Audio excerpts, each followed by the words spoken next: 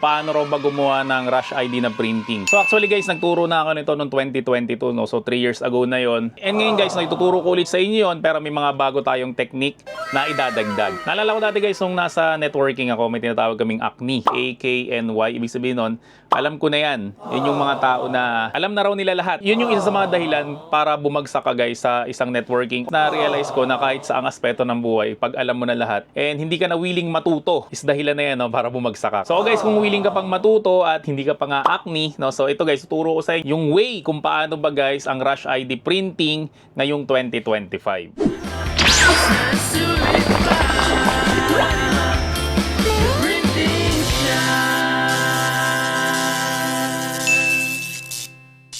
So ito guys yung gagamitin natin na picture, yung picture ko na lang. So makikita nyo na straight yung ating picture, no? So wag kayo guys tatanggap ng naka-side view na picture kasi mahihirapan kayo doon.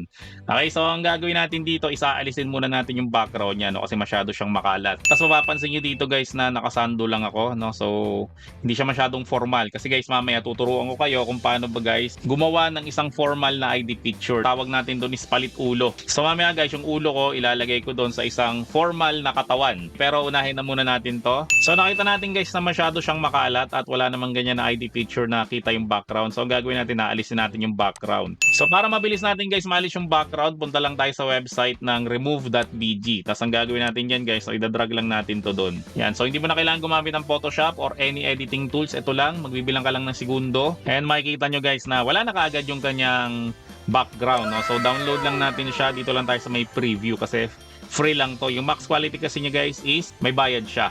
Okay, so doon lang tayo sa may free, which is ito, maliit yung quality niya. Pero okay lang naman yan, no? Kasi nga pang ID picture lang naman to na 1x1 or 2x2 lang naman. So hindi na mahalata yan. So ang gagawin natin to, double click lang natin siya para lumabas tong crop. Tapos click nyo tong arrow down. Then aspect ratio gawin nating square 1x1. So idadrag lang natin siya para pumasok siya doon sa may loob ng square. Double click natin ulit. Ang gagawin natin dito, yung height niya is 2. Tapos ito guys, automatic naman yan na magiging 2 na rin yan. So 2x2 na to guys. So ang gagawin natin, wala siyang border, di natin alam kung saan siya ika-cut. So right click natin guys, format picture lang natin, then itong fill and line. So yung line niya guys, no, gawin nating solid line. Tapos click mo to, ang gawin mo is itong medyo light gray lang. Yan, para hindi masyadong halata yung linya niya.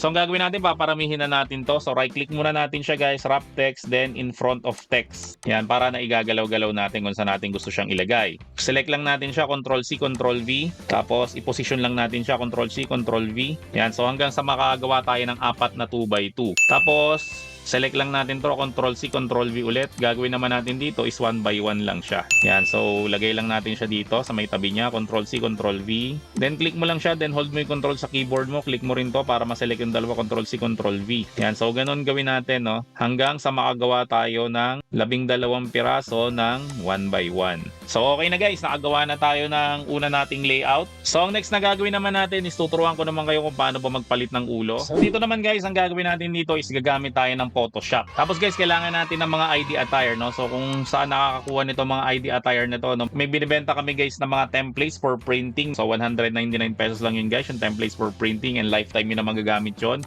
And yung Photoshop guys, kung wala kayong Photoshop, may binibenta rin kami Photoshop for only 199 pesos lang rin. Okay, so sa mga gusto mag-avail guys ng Photoshop at ng mga templates na to guys, pwede nyo kaming hanapin sa FB, The Printing Shop. At sabihin mo lang guys na napanood mo tong video na to, no, para nga ibigay sa'yo guys ng 199 pesos only. So try natin guys mag-open, no. Halimbawa ito, i-drag natin siya dito sa Photoshop. Yan, so makikita nyo na meron tayong uniform dito pero wala siyang ulo. So ganun rin guys yung iba, no. So mag-open pa tayo ng iba. Yan, so ito siguro bagay sa akin to. So marami pa tayo dito mga layout na kasama, ito yung iba pa. Tapos meron rin dito guys mga pambabae. Yan, so hindi ko na ipapakita lahat guys, no, kasi baka tumagal tayo. So ang gagamitin natin ay ito na lang siguro, itong pilot ba tawag dito. Basta yan, ito yung gagamitin natin. So guys, itong naalisan na natin ng background na to. So idadrag rin natin siya guys dito sa may Photoshop. Tapos click lang natin guys yung window, tapos click natin tong histogram, tapos dito tayo sa may navigator, no, para pwede nating likihan sa kalitan. Dito guys, may mga layer dito. Yan, so kapag inalis natin yung mata, maalis yung layer na yon. Ito, yan, no. So sa Photoshop guys, no, layer by layer to. So kahit na mag-delete ka dito, hindi maapektuhan guys yung ibang layer. So gagawin natin dito guys ay itong layer na to ay idadrag natin siya pataas doon. Yan, para nasa likod guys yung layer ko naman. Itong layer ng picture ko, di ba nasa likod na siya. Tapos i-click i-click lang natin to, itong rectangular marquee tool, tapos right-click mo dito sa may picture, then free transform natin. Tapos click nyo to guys, ito para mag-lock, para hindi siya mukhang mataas or mukhang malapad, no? So pag kinlik natin yan, ganyan yung mangyari sa kanya guys. Yan, so dapat itong kwelyo na to sumuot dun sa may leeg ko.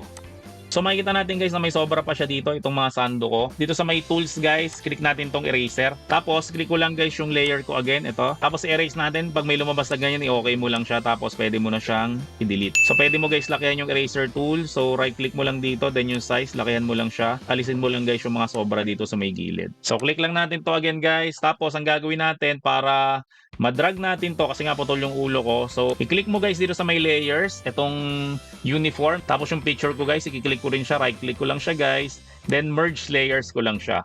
Tapos pwede ko na siyang i-drag pababa. So click ko lang guys yung file, then click ko lang tong save a copy. Ilalagay ko lang siya dun sa may download sa folder. Then dito, ang isa-select natin dito is JPEG. Yan, tapos pangalanan lang natin. So ito na guys yung nagawa natin na picture ko. Di ba, mukha na akong piloto. So pag nagawa na natin yun guys, pwede nating ulitin yung steps natin dito para makagawa tayo guys ng 4 na 2x2 and 12 1x1. Pero ang ginaganda niyan guys, kapag ka meron kang silhouette cameo, yung cutter ng sticker guys, pwede rin naman yung pang-cut ng mga photo paper, no? So ang gagawin mo dito, mag-open ka lang ng Silhouette Studio. Tapos click mo lang tong view, registration marks, lagyan mo siya ng registration marks, tapos itong inset, sagad mo lang sa dulo. So click mo lang to, itong rectangle na to or drawing tools. So mag-highlight ka lang dito, tapos ang gawin mo is gumawa ka ng 2x2. Yan. So kapag ka nakagawa ka na ng 2x2, so i-click mo lang siya, Ctrl-C, Ctrl-V, tapos ilagay mo lang siya dito, tapos kopyahin mo lang ulit yung dalawa na yon, tapos ilagay mo naman siya dito. Tapos ito rin, Ctrl-C, Ctrl-V, tapos ilagay mo lang siya dito. Tapos ito naman guys, gagawin natin dito is 1x1. So ito guys, adrag natin siya dito para dumikit siya dito. Ctrl-C, Ctrl-V ulit. Yan, so kapag nakagawa ka na ng 4, i-highlight mo lang yung 4, Ctrl-C, Ctrl-V. Then ilagay mo lang siya dito, ganun ulit, dito sa may dulo. Yan, tapos ilagay lang natin siya dito. Tapos itong advanced options na to guys, yung bottom inset, yan o, gumagalaw, di ba? So dito mo siya guys ilalagay. Basta hindi lang tinamaan yung bandang ilalim. Para guys, magamit pa natin itong bandang ilalim na to. Isang page guys ng A4, 2 set yung magagawa natin. So ang gagawin natin dyan guys, i-highlight natin silang lahat. So right click mo, then group mo lang siya guys. Tapos ang gagawin natin dito, yung sa may downloads natin, itong piloto na Marlon, so idadrag lang natin siya dito. So pagka-drag mo, makikita mo guys na nakaayos na kaagad siya. Ganun lang guys kadali mag-layout sa my Silhouette Studio. Ang problema lang dito guys, hindi mo pwedeng gawin to kapag wala kang cutter. Kasi kapag kinlik mo guys yung print, yan o, makikita mo guys na wala kang guide kung saan babanda yung ikakat mo, kamukha nitong documents. Kaya natin nilagyan kanina guys ng line, di ba? Kasi alam mo guys kung saan mo siya ikakat. Hindi kamukha dito guys na wala siyang cut, kasi ang nagka-cut talaga niyan is yung cameo. So kapag kinlik mo guys yung send, makikita mo dito na meron siyang mga cut mark. Yan, kasi ang nagka-cut niyan guys is yung cameo mismo. So ang next na gagawin natin dito guys, syempre magpiprint na tayo nito. So gagawin natin is click lang natin tong file, then click lang natin tong print. So select mo lang yung printer mo, printer property, syempre gagawin mo Epson Premium Glossy, tas ito is high. Tas okay mo lang siya, tapos pwede na natin siyang i-print.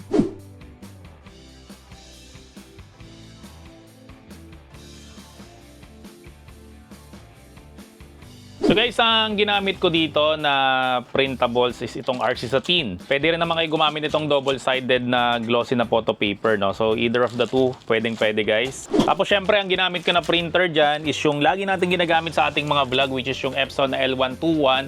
Nalilagyan ko ng pigment ink kasi ang pigment ink is may property siya na hindi siya kumukupas. Itong mga ID picture na to is nilalagay ito sa ID. So dapat guys, hindi magbago yung itsura ng tao dito.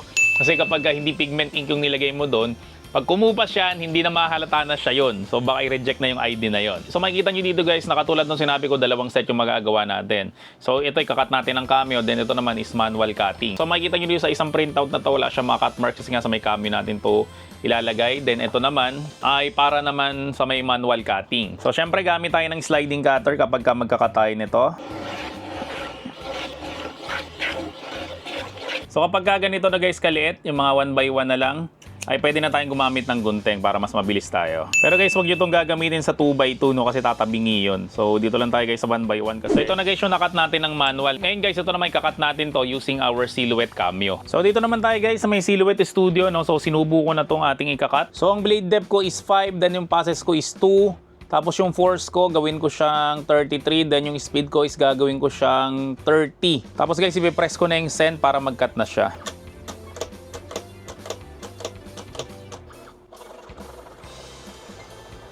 So ito na guys yung nakat natin. Syempre ito yung manual cut. Then ito naman yung kinat using Cameo. So about sa may packaging niya naman guys, ang ginagawa namin dito is itong mga backing ng phototop is hindi namin siya tinatapon. So ito yung ginagawa namin na packaging nito. So hatiin mo lang siya sa gitna.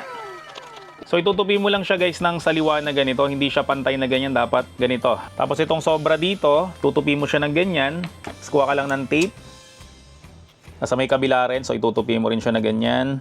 Kuha ka rin ng tape, pwede rin paste, pwede rin glue, basta dumikit siya. Yan, so kapag nakadikit na siyang ganyan, so pwede nating ilagay dito guys yung ating mga pictures. Yan, tapos tupi lang natin siya. Ayos. So guys, ito ulit yung nagawa natin, itong pilot picture. Tapos ito guys yung nakabalot na. Mas mapapansin nyo hindi masyadong tataas ng presyo ang mga printing services. Kasi guys, sa printing kasi is malaki talaga yung tubo natin dapat. Hindi yan guys kamukha ng tindahan na kapag bumili ka nga ng chichirya sa may pure gold, binili mo ng 5, ibibenta mo ng 6. Hindi siya ganun guys. Sa printing kasi is times 2, times 3, times 4, times 5 yung tubo natin. So ito guys, ang puhunan talaga dito is siguro mga 5 piso lang. Kasi nga guys, sinati lang natin yung photo paper, diba? So mga 5 piso siguro yan ang puhunan dyan. Tapos ang bentahan nito guys, ang isang set laging ganun guys para hindi na kayo mahirapan. At huwag kayong papayag guys na isang 1x1 lang o isang 2x2 lang guys yung ipapaprint sa inyo. Kasi guys, lugi kayo sa print o lugi kayo sa may papel. Kasi ang papel guys, kapag binawasan mo na ng 1x1 yan, mahihirapan ka ng i-print to buo. Kaya guys, yung ginawa nga natin is 4 na 2x2 at syempre 12 na 1x1. So ang presyuhan yan guys ngayon is 60 pesos ang bawat isang set nun. So siguro guys may magsasabi na naman na, sir, ang mahal naman ng presyo ng sayo. Guys again, ang The Printing Shack is yung top 1 na most subscribed na YouTube channel about sa may printing business. And marami rin kami guys followers sa aming FB page. So guys, tinutulungan ko na lahat ng nasa printing industry na itaas yung price natin. Para guys nga, malaki yung kitain natin dito sa ating pinili na negosyo. So kung yung iba is ibababa nila yung presyo nila, magpapababaan lahat, ang mangyari niyan guys is pare-pareho tayo magsasara. Kasi nga guys, ang nangyari niyan is pataasan na lang tayo ng pride. Okay lang sa atin na hindi tayo masyadong kumita basta sa atin lang napunta yung customer. So, napakapangit ng ganong mindset guys. No? Dapat guys, alam mo guys yung value nung ginagawa mo. So, hanggang guys sa printing business natin, huwag tayo magpa-price war, huwag tayo magpababa ng presyo. Kasi nga guys, pare-pareho lang tayong babagsak. So, mas maganda guys, huwag tayong mag-competition. Ang gawin natin is magtulungan tayong lahat. So, speaking of magtulungan, kung gusto nyo guys, supportahan tong YouTube channel ko. No? So, lahat ng video ko guys, may nakalagay dyan sa may ilalim na join button. So, kapag kakinlik mo yun guys, magbabayad ka lang ng 25 pesos bilang support dito sa my channel ko.